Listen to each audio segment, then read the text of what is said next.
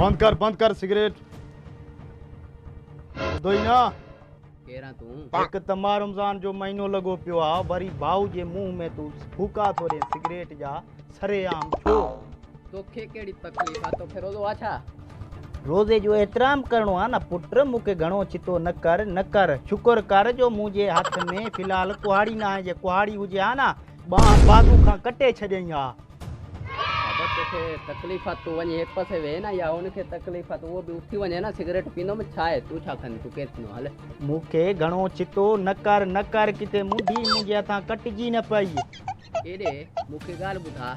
cigarette को तो वठी दिनो आ या रोजा तो कराया है न सजे मुल्क में तोखे छा है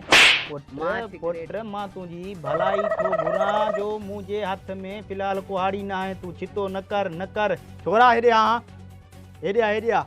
वञा घर में कुहाड़ी खणी आई है सीधो न थींदो बाबा हाने तो वने हां कुहाड़ी खणी आ त मां नी के ॾेखारियां ॾींहं जा तारा तकड़ कर कुहाड़ी खणी आ साईं छो मारी ने छा अड़े अरडे सिंधी सां वरी ये तारा तारन में ॾेई थो ॻाल्हाई तू अरडो सिंधी आ छा हां साईं मां सिगरेट फिटी तो कया बाबा उनखे रोक कुआड़ी न बाबा हाणे न रुकदी तो प्यार जी ज़बान न समझी ना बाबा ना हेडे छो साईं माखे ना मारे वारो कर तकड़ कर कुआड़ी खणी रोक ए पेरे पाई रोक ना बाबा हाणे माफी न थींदई उनखे रोके मां न पींदम वायदो आ तो सा बस वायदो कर वायदो यार सिगरेट छा पर के चुपणी भी न खाइंदम सजे मां रमजान में साईं एहतराम करनो आ ना पुत्र एहतराम थियो बस मां घरों ही ना निकलंदम सजो मां रमजान बाबा इते तो निजंदो मी ना बाद हाणे उठी तो शिकल गुम कर हल जरे खबर भी अथने तार दो इते इलाके में रहे थो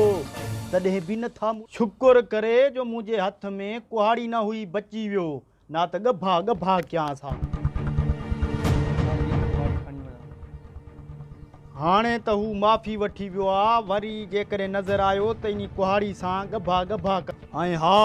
तहां मां भी केर भी मुखे ॾींहं जो का शइ खाईंदो पींदो नज़र ना अचे छो जो मां रमज़ान जे महीने जो एहतराम करणो आ